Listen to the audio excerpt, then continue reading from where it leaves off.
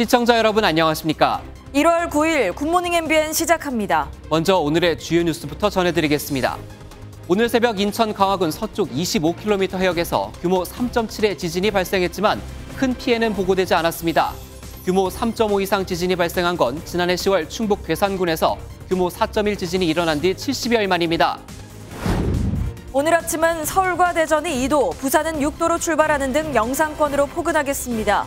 하지만 중국에서 스모그가 유입되면서 서울을 비롯한 서쪽 지역이 뿌연 하늘을 보이며 미세먼지가 나쁨 수준을 보이겠고 이번 한 주도 공기가 탁한 날이 많을 전망입니다. 더불어민주당이 임시국회 요구서를 단독 제출하면서 오늘부터 1월 임시국회가 시작됩니다. 민주당은 북한 무인기 침범으로 불거진 안보 위기 사태 등과 관련한 대정부 현안 질의를 관철한다는 입장이지만 국민의힘은 이재명 대표 방탄용이라고 맞서고 있어 여야 간 격돌은 불가피할 전망입니다. 국내 코로나19 신규 확진자 규모가 2주 연속 감소세를 보이는 가운데 정부가 발표했던 실내 마스크 착용 의무 조정 기준이 충족됐습니다. 하지만 중국발 유입 변수가 떠오르면서 정부의 고심이 커지고 있습니다. 러시아가 우크라이나군의 공격으로 임시 숙소가 폭파돼 러시아군 89명이 숨진 사건에 대한 보복으로 로켓 공습을 감행해 우크라이나군 600명을 사망하게 했다고 발표했습니다. 이 발표가 사실로 확인된다면 단일 공격으로 우크라이나군에 가장 많은 인명피해가 발생한 사례가 될 전망입니다. 오늘 새벽 인천 강화도 해역에서 규모 3.7의 지진이 발생했습니다. 밤사이 재난 문자에 놀란 분들도 많았고 일부 시민들은 진동을 느꼈다며 119에 신고했는데요. 다행히 큰 피해는 없었습니다. 오늘 첫 소식 민경영 기자입니다. 수도권 일대 진동이 감지된 건 오늘 오전 1시 28분이었습니다. 인천 광화군 서쪽 25km 해역에서 지진이 발생한 건데 처음에는 규모 4.0으로 추정됐지만 추가 분석을 거쳐 3.7로 최종 조정됐습니다. 흔들림 정도인 계기 진도는 인천에서 최대 4로 측정됐습니다. 실내에서 많은 사람이 진동을 느끼거나 잠에서 깨고 그릇이나 창문이 흔들리는 정도입니다. 느끼긴 했는데 오나만 막 그런 느낌이었지. 저 말고 손님들이 놀랐다고 하더라고요. 온라인 커뮤니티와 SNS에서도 진동을 느꼈다거나 재난 문자에 놀랐다는 시민들의 글이 잇따라 올라왔습니다. 지진이 워낙 늦은 밤 시간대에 발생했던 터라 다행히 큰 피해나 혼란은 없었습니다. 출동권은 전혀 없고요. 저희도 뭐 아직 그거를 이렇게 느끼진 못해가지고 저희도 지금 군청에는 수소문하고 있는. 소방당국은 이번 지진과 관련해 진동을 느꼈다는 시민 신고가 30건 접수됐다고 밝혔습니다. MBN 뉴스 민경영입니다. 네, 이번에 지진이 발생한 인천 지역은 과거에 지진이 거의 나지 않던 곳입니다. 지난해 10월 충북 괴산군에서 규모 4.1의 지진이 발생한 지 70여일 만인데 한반도에 더는 지진 안전지대가 없다는 분석이 나옵니다. 이어서 신혜진 기자입니다. 인천 강화군 해상에서 이번처럼 3.5 이상의 지진이 발생한 건 근래에 없던 일입니다. 지난 1999년 국내에서 디지털 지진계 관측이 시작된 이후 지난해까지 인천에서 규모 3.0 이상의 지진 기록은 단 한 번에 불과합니다. 지진 피해가 꽤 컸던 지난해 10월 충북 괴산군에서 규모 4.1 지진이 일어난 뒤 70여일 만입니다. 당시 괴산군 곳곳에 주택 지붕이 무너졌고 건물 외벽엔 균열이 갔습니다. 최근 10년 동안 규모 4 이상 지진은 16번 발생했습니다. 이번 인천 광화군처럼 해상에서 발생한 게 9건이었고 나머지 7건은 육상에서 일어났습니다. 가장 강력했던 지진은 2016년 경주 지진으로 규모 5.8이었고 다음은 5.4 규모의 포항 지진이었습니다. 올해 들어선 지난 5일 0시 28분 제주 서귀포 해역에서 규모 2.4 지진이 이어 7일 오전 5시 12분 전남 신안군 흑산도 해역에서 규모 2.4 지진이 발생했습니다. 이처럼 한반도 전역에서 지진이 감지되면서 더 이상 지진 안전지대가 아니라는 점이 다시 한번 확인됐습니다. MBN 뉴스 신혜진입니다. 무려 34개월, 코로나19로 중국이 해외 입국자들에 대해 국경을 걸어 잠근 기간입니다. 하지만 어제부터 입국자들에 대한 강제 격리를 없애면서 홍콩과 마카오 국경도 다시 열렸습니다. 베이징 윤석정 특파원이 보도합니다. 베이징 국제공항입니다. 외국에서 들어온 사람들이 입국장을 빠져나와 각자 목적지로 바로 이동합니다. No PCR, just the normal passport checking, green card checking, everything normal. 이틀 전까지만 해도 중국에 도착한 입국자들은 PCR 검사를 포함한 엄격한 방역 절차를 거친 뒤 곧바로 격리시설로 이동해야 했습니다. 하지만 어제부터는 간단한 건강 신고와 일반적인 검역 절차만 거치면 바로 목적지로 갈 수 있습니다. 중국이 해외로부터 코로나19 유입을 차단하겠다면서 지난 2020년 3월부터 실시한 입국자 격리 제도가 34개월 만에 폐지된 겁니다. 중국 본토와 홍콩 마카오 국경 역시 어제부터 다시 열렸습니다. 최장 3주까지 시행됐던 입국자 강제 격리는 외국인들로 하여금 사실상 중국으로 들어올 엄두를 내지 못하게 하는 방역 만리장성 역할을 해왔습니다. Our daughter's coming in today because there's no quarantine. So we're just thrilled that China has done away with the quarantine policy. And that's why she chose this flight for today, because it's the first day when people can just come right off the airplane and go home. 하지만 입국자 격리 폐지가 곧바로 중국으로 오가는 인원의 증가로 이어질지는 미지수입니다. 지난해 말 위드 코로나로 전환한 후 중국 내 코로나19 감염자가 폭증하면서 이제는 오히려 다른 나라들이 중국발 입국자에 대한 방역 규제를 강화하고 있기 때문입니다. 베이징에서 MBN 뉴스 윤석정입니다. 이렇게 중국은 빗장을 풀었지만 우리는 반대로 빗장을 강화하고 있죠. 중국에서 출발한 입국자에 대해 탑승 전 음성 확인서를 의무화하고 도착 후 곧바로 PCR 검사까지 진행하고 있는데요. 그럼에도 확진자는 계속 나오고 있습니다. 실내 마스크 해제 조건은 충족됐지만 중국발 확진자가 변수가 되는 상황입니다. 전남주 기자의 보도입니다. 그제 하루 중국발 입국자들의 코로나19 양성률은 14.8%로 나타났습니다. 음성 확인서 제출 첫날인 지난 5일 12.6%에서 23.5%로 급등했다가 다시 8.7%포인트 낮아지는 변동을 보였습니다. 입국 전 현지 검사 당시 감염됐지만 잠복기 중이라 음성으로 나왔거나 검사 직후 감염돼 잠복기를 거쳐 입국 후 양성으로 확인된 경우로 해석될 수 있습니다. 지난 2일 방역조치 강화 이후 중국발 입국객의 누적 양성률은 21.7%로 방역당국은 상황을 예의주시하고 있습니다. 실내 마스크 해제는 아직 유동적입니다. 정부가 제시한 실내 마스크 해제 조건 4개 중 2개는 이미 충족했습니다. 신규 확진자 수는 2주 연속 감소했고 중환자 병상 사용 능력도 여유가 있습니다. 다만 최근 2주 이상 위중증 환자가 500명에서 600명대로 높은 수준을 나타내고 있고 중국 내 확산과 새 변이도 변수가 되고 있습니다. 중국 정부 자체가 검사 격리 집계 발표를 안 하고 있기 때문에 신뢰할 수가 없는 거죠. 또 다른 어떤 새로운 변이가 출현해서 유행하고 있을 가능성이.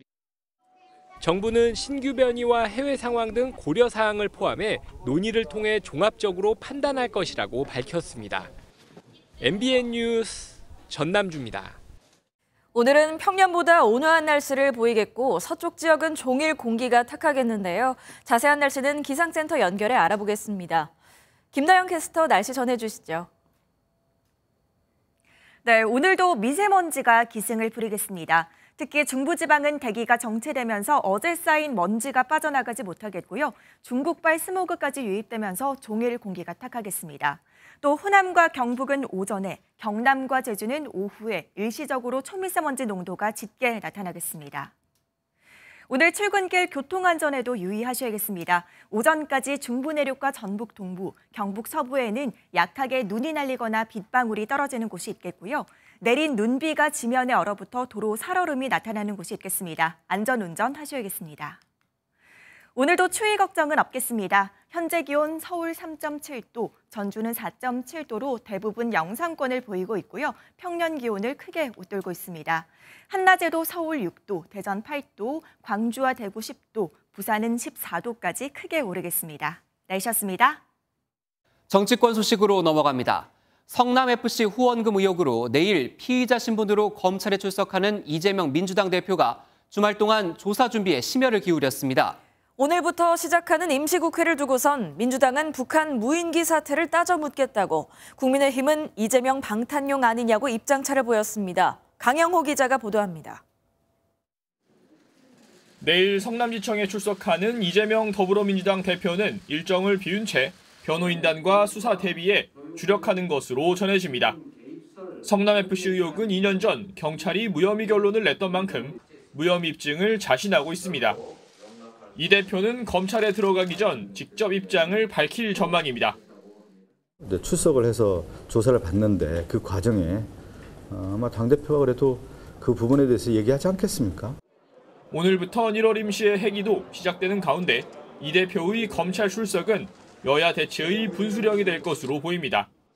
민주당은 북한 무인기 대응과 관련한 본회의 현안 질의 등이 필요하다고 주장하지만 국민의힘은 1월 임시회가 이재명 방탄용이라며 맞서고 있습니다. 민주당에서 현안 질의를 하겠다는 것도 일종의 보면 이재명 소환이 10일이죠. 아마 화요일 날. 그거에 대해서 가림막을 하기 위한 것이 아닌가 저희들은. 이 대표는 소환 조사 이후 신년 기자회를 여는 등 검찰 수사의 부당함을 적극 알릴 것으로 보이는데 이를 둘러싼 여야 공방도 격화될 전망입니다. MBN 뉴스 강영호입니다. 네, 검찰 역시 헌정사상 처음 있는 제1야당 대표 소환을 앞두고 분주했습니다. 범죄 혐의 입증 준비에 출석 당일 인파가 몰릴 것을 대비한 안전대책까지 검토하고 있습니다. 이어서 이재호 기자입니다. 성남FC 후원금 의혹과 관련해 검찰이 이재명 대표에게 적용한 혐의는 제3자 뇌물죄입니다. 이 대표가 성남시장이던 2014년부터 2018년까지 두산건설과 네이버 등으로부터 180억 원이 넘는 성남FC 후원금을 받는 대가로 민원을 해결해줬다는 의혹입니다. 검찰은 이런 혐의 입증을 위해 경찰 수사보다 범위를 더 넓혀 기업체 수사에 공을 들였습니다. 이 과정에서 두산건설의 기부 체납 비율 축소와 후원금 논의 정황이 담긴 서류 등을 확보한 것으로 전해졌습니다. 성남시 직원과 기업 관계자들을 기소한 공소장에는 이 대표를 제3자 뇌물 혐의 공모자라고 적시한 것으로 알려졌습니다. 혐의 입증에 자신감을 보이는 검찰은 핵심 질문을 추려 정리하는 등 막판 준비에 분주한 것으로 알려졌습니다. 이 대표 지지자들이 집회를 예고하는 등 대규모 인파가 몰릴 것으로 예상되면서 성남지청은 주차장을 비우는 방안 등 안전대책 마련에도 나섰습니다. 이번 검찰 소환 조사가 유례없는 제1야당 대표에 대한 조사인 만큼 양측 간 치열한 수싸움이 예상돼 조사에도 적지 않은 시간이 걸릴 전망입니다. MBN 뉴스 이재호입니다.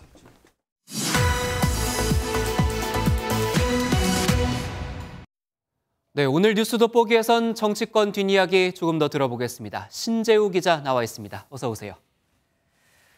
나경원 저출산 고령사회 부위원장의 발언을 대통령실이 반박했다라는 소식이 들어와 있습니다. 어떤 발언이었습니까?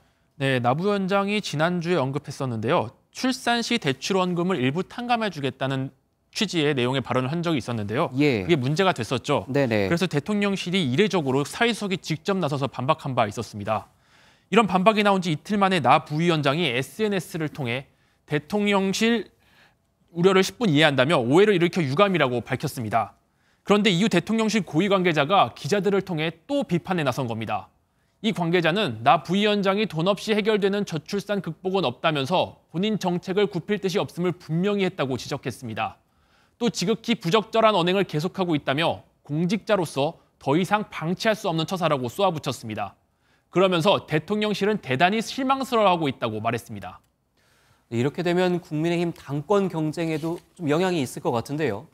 네, 나 부원장은 대통령실의 첫 반박이 나올 때만 해도 근거 없는 곡해를 지향해달라며 전당대회 출마 계산에 함몰돼 정략적으로 활용하는 것은 굉장히 부적절하다 이렇게 밝혔습니다. 예. 하지만 대통령실 참모진이 연이어 나 부위원장을 저격하면서 향후 거취 문제를 다시 생각하지 않을 수 없게 됐습니다. 사실상 나 부위원장과 함께 당정 운영을 하긴 어렵다는 시그널을 냈기 때문입니다. 일각에선 부위원장직 해촉 가능성도 언급되는 가운데 출마든 불출마든 나 부위원장의 고민은 한층 더 깊어질 것으로 보입니다. 그렇군요. 다른 당권 주자들은 주말 내내 좀 분주하게 움직였다면서요?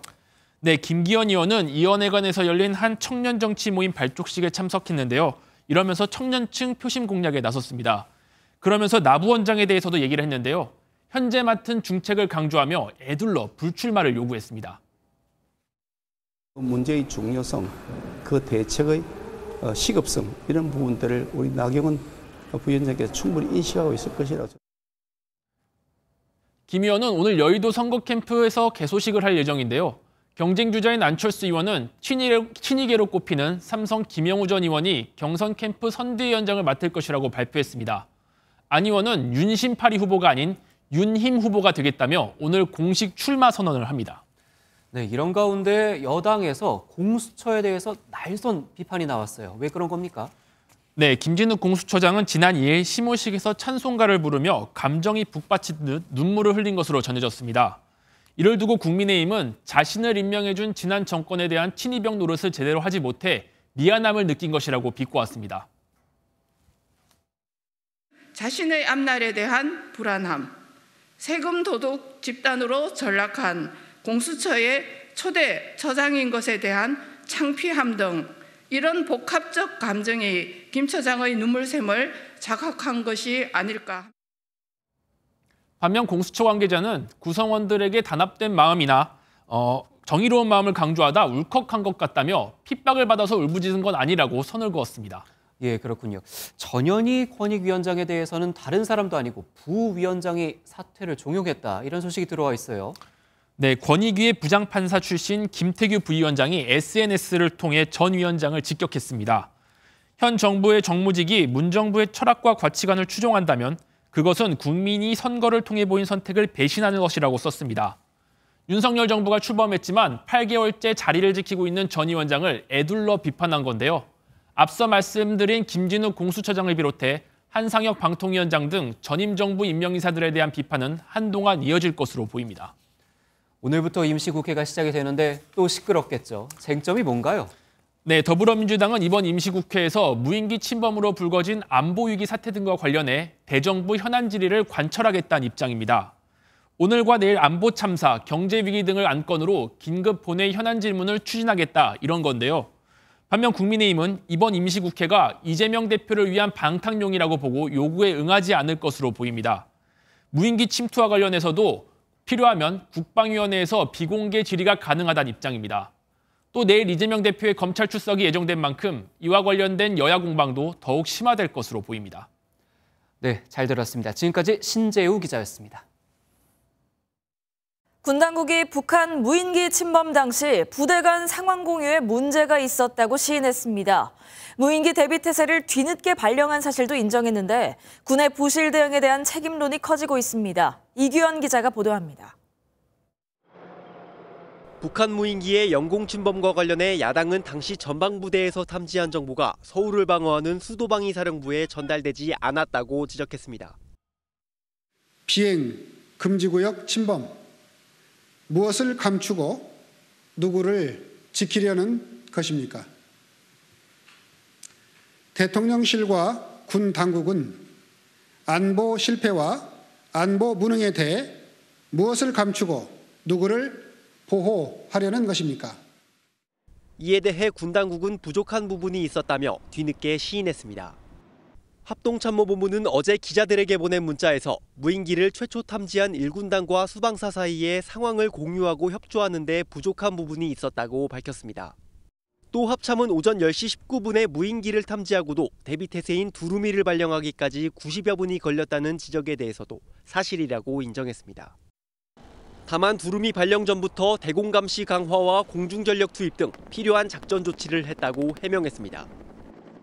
군 당국은 앞서 무인기의 대통령실 주변 비행금지 구역 침범 사실을 강력 부인하다 일주일 만에 시인해 거센 비판을 받았습니다. 또다시 군이 무인기 관련 의혹들을 뒤늦게 인정하면서 군에 대한 책임론이 커지고 있습니다. MBN 뉴스 이규현입니다. 김정은 북한 국무위원장의 39번째 생일이었던 어제 우려됐던 북한의 추가 도발은 없었습니다. 그런데 일각에선 40대를 눈앞에 둔 김 위원장이 이른바 중년의 위기로 불리는 심리적인 변화를 겪으며 새로운 불안 요소를 만들 수 있다는 분석이 나왔습니다. 이현재 기자가 보도합니다. 새해 첫날부터 탄도미사일을 발사하며 강도 높은 무력 도발을 이어오던 북한.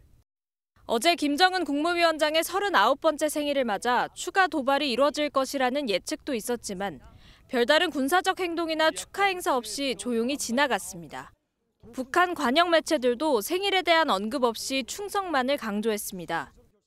경의하는 김정은 동지의 현지지도 기념일을 맞이한 김정숙 평양 제사공장의 노동계급이 경의하는 총비서 동지의 숭고한 뜻을 가슴 깊이 새겨하며 2012년 김정은 국방위원장 집권 이후 생일 공식화나 선전, 축하 행사는 일절 없었습니다. 김일성 주석의 생일을 태양절로, 김정일 국방위원장의 생일을 광명성절로 지정해 민족 최대 명절로 기념하는 것과는 확연히 다른 모습입니다. 일각에서는 김정은 위원장이 중년의 위기를 겪으며 새로운 불안 요소가 부상할 수도 있다는 관측이 제기되기도 했습니다. 영국의 일간지 텔레그래프는 최근 수년간 관찰된 김 위원장의 여러 모습을 근거로 김정은은 술을 먹고 울고 외로움에 시달린다고 주장했습니다.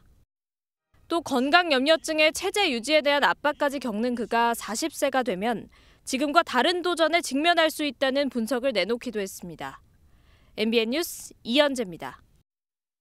혹시 공자학원이라고 아시는지요? 중국 정부가 중국어와 중국 문화를 전 세계에 전파하겠다며 세운 비영리 교육기관인데요. 알려진 것과 달리 중국 체제를 선전하고 첩보 활동을 했다는 이유로 미국 등 일부 국가에서 이미 퇴출됐거나 퇴출 수순을 밟고 있습니다. 최근 중국의 비밀경찰서 의혹을 조사하고 있는 우리 방첩당국이 국내 공자학원에 대한 실태 파악에 나선 것으로 MBN 취재 결과 확인됐습니다. 안병수 기자가 단독 보도합니다. 서울 강남에 있는 공자학원입니다. 얼핏 보면 흔한 어학원으로 보입니다. 공자학원은 중국어 교육과 문화 교류를 명분으로 개설됐지만 실제로는 체제 선전과 첩보 활동에 활용된다는 의혹을 꾸준히 받아왔습니다. 한국에는 2004년 세계 1호점인 서울 강남의 공자 아카데미를 시작으로 대학교 22곳 등 23개가 설립됐습니다. 전 세계에는 150여 개국에 500여 개가 있는 것으로 알려졌습니다. 이런 공자학원은 선진국을 중심으로 이미 퇴출됐거나 퇴출을 앞두고 있습니다. 학원이라는 이름과 달리 체제 선전과 첩보 활동을 벌여왔다는 이유에서입니다. 일찌감치 지난 2018년 미국 FBI는 공자학원이 미국 학교에서 첩보 활동을 한다고 주의를 당부했습니다. 국정원은 대학에 설치된 공자학원이 설립 목적대로 운영됐는지와 계약 조건을 집중적으로 들여다보고 있는 것으로 파악됐습니다. 미국에서는 체제나 이념 활동을 하지 못한다는 조건을 지키지 않아 폐쇄되거나 관련 절차가 진행 중인 만큼 한국은 어떻게 계약을 했는지를 따져보겠다는 것입니다. 한국공자학원 대표기관인 공자학원연합회는 MBN에 외국의 경우는 모르겠지만 한국공자학원은 그간의 의혹과 무관하다는 입장을 전해왔습니다. MBN 뉴스 안병수입니다. 미세먼지 가득했던 주말에 평소보다 오히려 사람들이 몰린 곳이 있습니다. 어딜까요? 네, 자연산 공기청정기가 가득한 식물원입니다. 야외 나들이보단 실내 활동을 즐기는 분들도 많았습니다.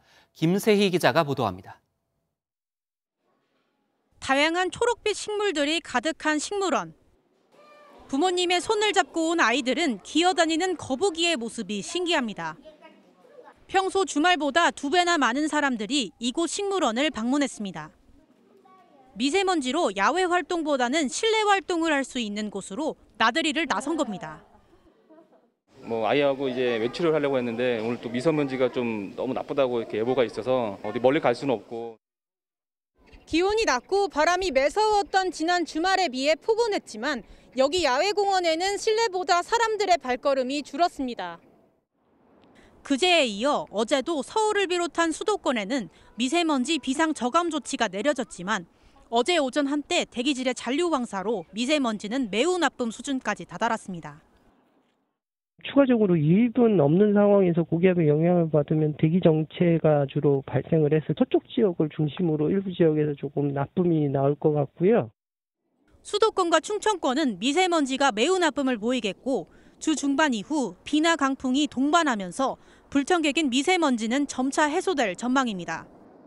MBN 뉴스 김세희입니다.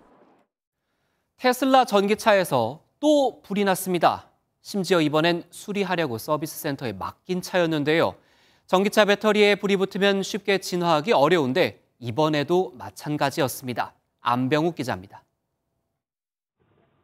시뻘건 불길이 차량 안에서 치솟고 소방관들이 불을 끄려 안간힘을 쓰고 있습니다. 지난 7일 오후 5시쯤 서울 성동구에 있는 테슬라 서비스 센터에 주차되어 있던 차량에서 불이 났습니다. 다행히 인명피해는 없었습니다. 결과가 내일 나요. 지난달 5일에는 경북 영주시에서 전기차 택시가 건물 외벽과 충돌해 불이 나면서 택시기사가 숨졌습니다. 통상 전기차 화재는 리튬 배터리에서 시작되는데 완진까지 시간이 오래 걸립니다. 일반 자동차 화재 진화 시간이 30분인 반면 지난 7일 서울 성동구 사고와 지난달 경북 영주시 화재의 경우 각각 3시간과 1시간 50분이 걸렸습니다. 이 때문에 불이 난 전기차에 하얀색 소화포를 덮어 물을 뿌려 진화하는 방법도 고안됐습니다. 최근 도입된 이동식 수조는 평지인 공터에서만 이용할 수 있다는 점에서 화재 진화에 한계가 있다는 지적이 나옵니다.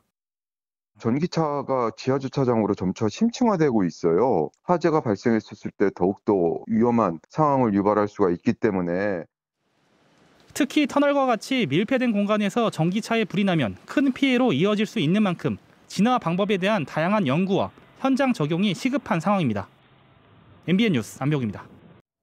한 환경미화원이 종량제 봉투를 쓰지 않은 폐기물을 치워주고 뒷돈을 받는 이른바 따방을 하다 해고가 됐는데요. 미화원이 챙긴 돈은 3만 원 정도밖에 안 됐지만 법원은 실업급여까지 박탈해야 맞다고 봤습니다. 왜 그런지 백길종 기자가 설명해 드립니다. 지난 2021년 4월 대형 폐기물 수거를 해주는 대가로 주민들에게 3만 2천 원을 받은 사실이 드러나 해고당한 환경미화원 A씨. 2달 뒤 고용보험에 따라 노동청 측에 구직급여를 신청했지만 거절당했습니다. 고용보험법에 따라 직책을 이용해 공금을 횡령하거나 배임해 징계 해고된 자는 수급 자격이 제한된다는 이유에서입니다. A씨는 처분에 불복해 재심사를 청구했지만 번번이 받아들여지지 않자 서울지방고용노동청 서울북부지청장을 상대로 처분 취소 소송을 제기했습니다.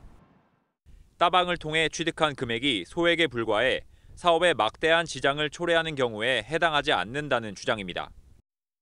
하지만 서울행정법원은 원고 A씨의 청구를 받아들이지 않았습니다. 구직급여 수급 제한 사유가 회사의 막대한 재산상의 손해일 필요는 없다는 설명입니다. 재판부는 A씨의 주장과 달리 적발된 금액이 적다는 점만으로 원고의 행위가 회사 사업에 막대한 지장을 초래할 행위가 아니라고 보기 어렵다고 봤습니다. 회사와 용역계약을 맺은 구청의 계약 취지에 반해 상호 신뢰를 떨어뜨린다는 겁니다. 또한 따방 행위가 국가적 환경정책의 정당한 집행을 방해한다며 A씨가 입사하면서 주민들이 배출한 폐기물을 수집, 운반하는 명목으로 금전을 받지 않겠다고 각서를 제출한 점을 지적했습니다. MBN 뉴스 백길종입니다.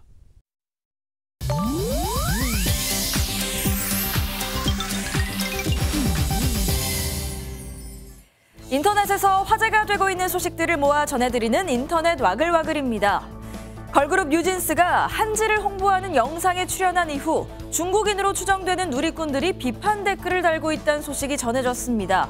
앞서 뉴진스는 이달 6일 공개된 문화체육관광부와 한국공예디자인문화진흥원의 홍보 영상에 출연해 우리 한지의 매력을 알렸는데요. 한지의 우수한 내구성과 기능성을 소개하고 한지를 직접 제작해보는 모습이 영상에 담겼습니다. 그런데 일부 해외 누리꾼들이 뉴진스의 SNS에 몰려가 종이를 처음 만든다라는 중국이라고 주장하는 댓글을 이어갔는데요. 또 한국은 중국의 제지수를 이어받았는데 한국의 고유 기술인 것처럼 문화를 빼앗아가려고 한다며 불쾌감을 보이기도 했습니다. 이에 국내 누리꾼들은 제지술의 기원을 말한 게 아니라 한지를 홍보한 것이라며 반박하는 한편 뉴진스의 SNS에 자랑스럽다며 응원의 댓글을 이어가고 있다고 하네요. 영국 해리 왕자의 자서전이 현지 시각으로 내일 출간되는 가운데 사생활과 왕실 일가의 개인사 등 충격적인 내용이 미리 공개되면서 논란이 일고 있습니다. 가장 논란이 된 부분은 해리 왕자가 2008년 아파치 헬기 조종사로 아프가니스탄 전쟁에 참전한 당시 25명을 사살했다고 언급한 대목인데요. 사살이 체스판에서 말을 치우는 것 같았다고 덧붙이면서 생명을 경시한다는 비난이 쏟아지는가 하면 아프가니스탄의 탈레반 측은 전범 재판을 받아야 한다고 비판했습니다. 이외에도 자서전에는 미성년인 17세에 마약을 흡입했다는 내용 등이 담기기도 했는데요. 영국 왕실에선 아직 반응을 내놓지 않은 가운데 다수의 영국 매체들은 해리 왕자와 아내인 메건 마클에 대한 여론이 나빠지고 있다고 보도했습니다.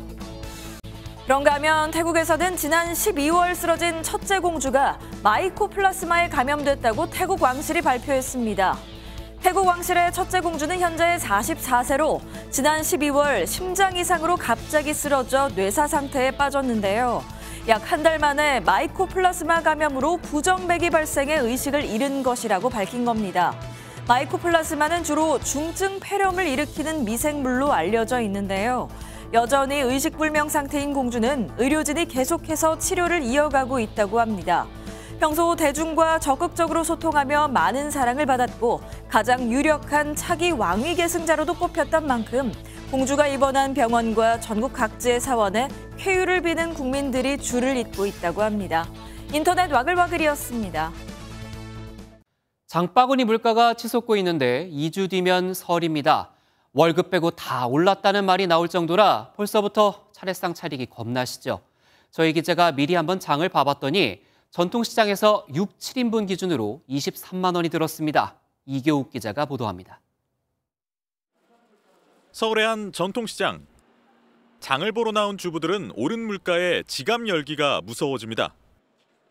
뭐 5만 원 가지고도 몇 가지 못 사니까 한 2가지나 3가지. 뭐 웬만한 거 다 오른 것 같아요. 내린 거는 없는 것 같아요. 특히 채소 가격이 올랐는데요. 이 대파와 애호박 같은 일부 채소들의 가격이 한파와 폭설 때문에 잘 자라지 않아서 올랐고요. 명태, 오징어와 같은 수산물의 가격도 다소 상승했습니다. 올해 설 차례상 준비 비용은 서울 전통시장의 경우 6, 7인 기준으로 22만 8,200원이 드는 것으로 나타났습니다. 지난해보다 13,498원, 최대 6.3% 올랐습니다. 대형마트보다는 전통시장에서 차례상을 준비하면 18%가량 비용이 절감되는 것으로 파악됐습니다. 과일과 고기를 사려면 전통시장으로, 밀가루나 쌀, 가공식품을 살 때는 대형마트로 가는 게 저렴합니다. 정부는 설 성수품 가격 안정을 위해서 지난주부터 역대 최대 물량을 공급하고 있습니다. MBN 뉴스 이교욱입니다. 깡통전세 주의보입니다. 전세보증금 보험에 가입한 임대사업자 주택의 절반 넘게 깡통전세 가능성이 있다는데요. 다행히 4월부터는 집주인이 밀린 세금이 있는지 확인할 수 있습니다. 이것 꼭 확인하시기 바랍니다. 최윤영 기자가 보도합니다. 서울 강서의 한 아파트. 매매가는 1년 사이 14억 원에서 11억 원으로 내려왔고 전세 가격은 8억 원에서 5억 원대까지 밀렸습니다. 최근의 시장은 매매 가격 하락보다 전세 가격 하락이 더 크게 떨어지고 있습니다. 집값과 전세값이 모두 하락하자 집을 처분해도 세입자가 전세금을 제대로 돌려받지 못하는 깡통 전세에 대한 우려도 커지고 있습니다. 특히 임대사업자가 보증보험에 가입했다고 해서 그대로 믿었다가는 큰 낭패를 볼 수도 있습니다.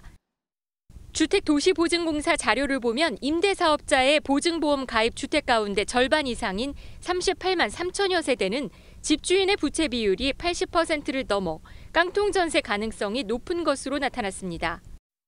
집값과 전세값이 급락하고 깡통전세 발생 비율이 증가함에 따라 반환 보증뿐만 아니라 다각적인 대응 노력이 필요한 시점으로 보입니다. 전세 사기 피해를 막으려면 집주인의 주택담보대출이나 국세 체납 여부를 꼼꼼히 확인해야 합니다. 오는 4월부터 서울은 보증금 5천만 원, 다른 지역은 2천만 원이 넘으면 입주 전 임대인의 국세 체납액을 열람할 수 있습니다. 또 집이 경매나 공매로 넘어가도 국세보다 전세금을 먼저 돌려받을 수 있게 됩니다.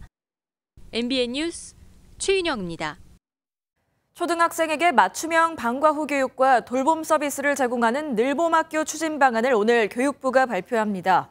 수업 전 출근 시간인 오전 7시부터 또는 수업 후 오후 8시까지도 어린이를 맡길 수 있고 짧은 시간 틈새 돌봄도 가능해질 것으로 보입니다.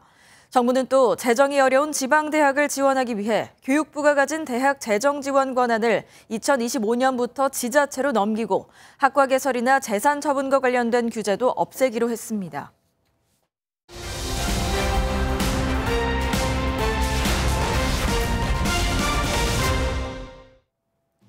한국은행이 이번 주 금요일에 새해 첫 기준금리를 발표합니다.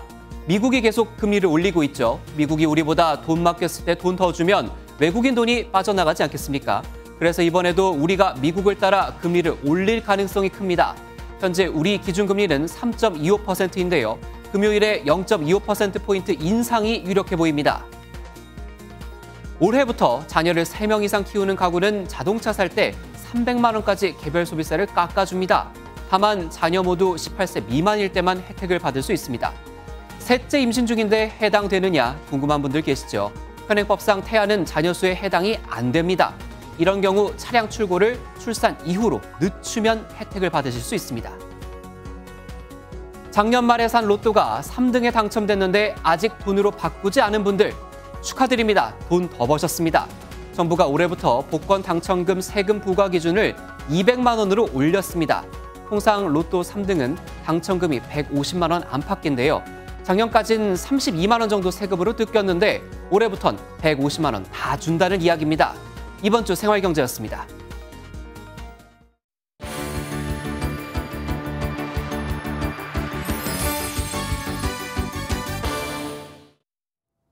굿모닝 월드입니다. 콜롬비아에서 인종과 문화의 차이를 뛰어넘어 화합을 의미하는 축제가 열렸습니다. 이곳에선 모두가 평등하다는데요. 교훈과 재미를 한 번에 주는 이 축제는 흑백 카니발로 불린다네요. 콜롬비아 남서부 파스토. 형형색색의 화려한 색깔들이 눈에 띄는데요. 억압받던 유색인종들의 해방을 기념하는 흑백 카니발이 열렸습니다. 1912년에 시작돼 2009년엔 유네스코 무형문화재로도 지정된 이 축제는 인종과 문화의 차이를 넘는다는 의미에서 가지각색으로 꾸민 퍼레이드를 선보이는데요. 매년 1월에 열리는데 흑인의 날인 5일엔 참가자들이 검게 분장하고 백인의 날인 6일엔 하얗게 분장하는 전통이 있습니다. 참가자들은 서로 거품을 묻히면서 소통과 공존에 대해 배운다네요. 식당과 카페, 공연장 같은 시설에 50만여 권의 책을 싣고 다니는 선박이 사람들을 찾아왔습니다. 특히 개발도상국 아이들을 위한 문화교실과 교육 자료까지 마련돼 있다는데요. 대체 이 선박의 정체는 뭘까요? 이집트 수에즈 운하의 항구 도시 포트사이드에 줄지어 승선을 기다리는 사람들. 마치 크루즈 여행을 기다리는 사람들 같지만 놀랍게도 이 거대한 선박은 세계에서 가장 큰 선상 서점입니다. 독일 비영리 자선단체가 운항하는 선상 서점 로고스호프는 전 세계를 돌며 서적을 보급하고 문화와 지식을 공유하는데요. 1970년대부터 150개국을 넘게 방문하며 약 5천만 명의 승객을 맞이했습니다. 올해 첫 목적지인 포트사이드에서 2주 동안 정박한 뒤 다른 지역으로 떠난다네요. 성탄절이 끝나고 트리를 어떻게 처리해야 하나 고민하던 사람들을 위해 미국 미시간주의 한 농장에서 아이디어를 냈습니다. 크리스마스 트리를 가장 좋아하는 동물은 누굴까요? 농부가 염소들에게 던져주는 건 크리스마스 트리입니다. 성탄절을 보내고 버려지는 트리들을 모아 동물들에게 선물하는 건데요. 누구나 트리를 놓고 갈 수 있도록 농장을 개방하고 쌓인 나무는 염소 먹이로 주는 겁니다. 트리를 가장 좋아하는 염소들은 잎을 맛있게 먹는데요. 트리로 쓰이는 전나무는 천연 구충제 효과까지 있습니다. 작년엔 트리 100그루를 얻었습니다. 사람들은 비용 없이 트리를 처리하고 염소들은 맛있는 간식을 얻고 환경 보호까지 되니 참 좋은 방법이네요. 굿모닝 월드였습니다. 지난 주말 세계 석학들이 모인 전미 경제학회가 열렸는데요. 미국 오바마 정부에서 재무장관을 지낸 레리 서머스 하버드대 교수가 세계 경제가 경기 침체와 물가 상승의 고통을 함께 겪는 장기 스태그플레이션에 빠질 가능성이 크다고 진단했습니다. 한국 경제 위기가 중국으로부터 온다는 진단도 나왔는데요. 뉴올리언스에서 최중락 특파원이 전해드립니다. 팬데믹 직후 2021년부터 인플레이션을 정확히 예측한 레리 서머스 하버드대 교수. 연설에서 인플레이션과 경기 침체 위험 관리를 동시에 하는 건 불가능하다며 장기적인 스태그플레이션을 경고했습니다. It's possible to sustain very substantial deficits for long periods of time. Will we return to a second period of secular stagnation? 한치 앞을 예상할 수 없는 혼란 상태에서는 투자 위험을 줄여야 한다고도 지적했습니다. 반면 노벨 경제학상 수상자인 조셉 스티글리치 컬럼비아대 교수는 통화 정책과 긴축 정책이 불평등과 세계적 부채 위기를 악화시킬 것이라고 강조했습니다. 오바마 정부 경제자문위원장인 제이슨 퍼먼 하버드대 교수는 한국 경제 전망을 묻는 말에 중국발 위험을 꼽았습니다. The biggest challenges it faces are not coming from Korean policy, but coming from what's going on in the rest of the world, and particularly China. 37년 역사를 가진 한미 경제학회도 총회를 열고 매일경제와 함께 이코노미스트상을 시상하는 등 세계 경제와 한국 경제 방향성을 진단했습니다. 특히 많은 석학들은 한국 경제에 대해 대부분 낙관적으로 전망하면서도 다른 나라에 너무 많이 의존하고 있다며 한국의 가장 큰 도전은 내부에서보다는 세계 다른 곳에서 일어나게 될 것이라고 조언했습니다. 뉴올리언즈에서 MBN 뉴스 최중락입니다. 러시아가 우크라이나군의 임시숙소에 보복 공격을 가해 수백 명의 사상자가 났다고 주장했습니다. 러시아 국방부는 현지 시간 8일 성명을 통해 우크라이나군의 임시기지로 쓰이는 도네츠크주 북부 크라마토르스크의 건물 2개 동에 로켓 공격을 벌여 600명을 사망하게 했다고 발표했습니다. 이어 이번 공격은 우크라이나군이 새해 전야에 도네츠크주 마키이우카의 러시아군 임시숙소에 공습을 가해 러시아군 89명이 숨진 사건에 대한 보복작전의 일부라고 밝혔습니다. 우크라이나 지방정부 관계자들은 미사일 공격으로 교육시설 2개 동과 아파트 건물 8개 등 건물 손상은 있었지만 사상자는 확인되지 않았다고 즉각 반론했습니다. 멕시코에서 지하철 2대가 부딪혀 최소 1명이 숨지는 사고가 발생했습니다. 아프리카 세네갈에선 버스 2대가 충돌하며 최소 38명이 사망했습니다. 주말 동안 세계 곳곳에서 일어난 사고 소식 장동건 기자가 전합니다. 캄캄한 터널 안에서 구급대원들이 부상자를 들것에 실어 옮깁니다.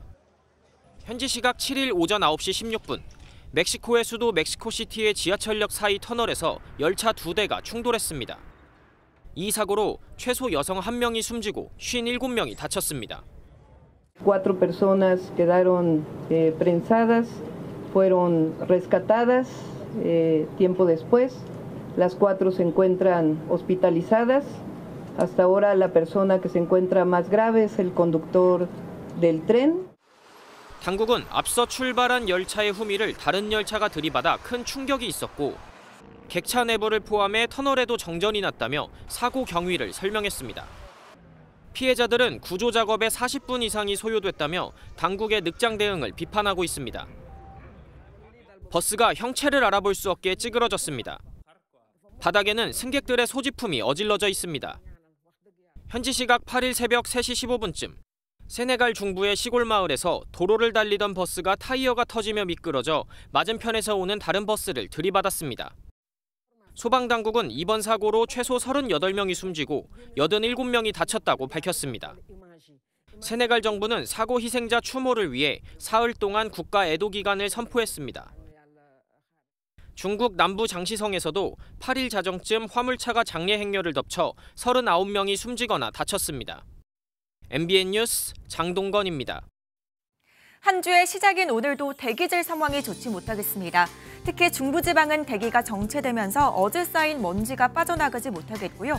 중국발 스모그까지 유입되면서 종일 공기가 탁하겠습니다. 또 호남과 경북은 오전에, 경남과 제주는 오후에 일시적으로 농도가 짙게 나타나겠습니다. 오늘 출근길 교통안전에도 유의하셔야겠습니다.